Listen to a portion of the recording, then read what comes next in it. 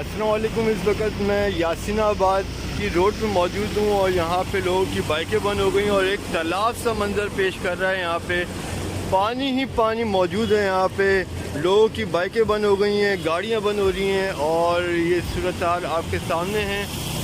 ये अजीज़ाबाद से गुलशन इकबाल की तरफ रोड जा रहा है और पानी इतना है कि फुटपाथों पर भी पानी आ रहा है और ये आपके सामने ही है। पूरा गुलशन इकबाल से लेकर और अजीज़ाबाद की तरफ जो रोड आ रहा है वो पूरा तालाब का मंजर पेश कर रहा है। यहाँ पे 2 दरिया बन चुका है। ये देखें पानी कहाँ से कहाँ तक आ रहा है और ये देखें पेट्रोल पंप तक भी पानी गया हुआ है। ये लोगों की बाइकें बंद पड़ी हुई हैं और बहुत बुरा हाल है।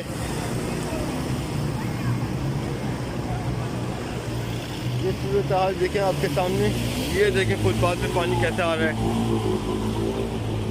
लोगों की बाइकें बंद हैं, लोग परेशान हैं और ये सूरत हाल मौजूद है आपके सामने।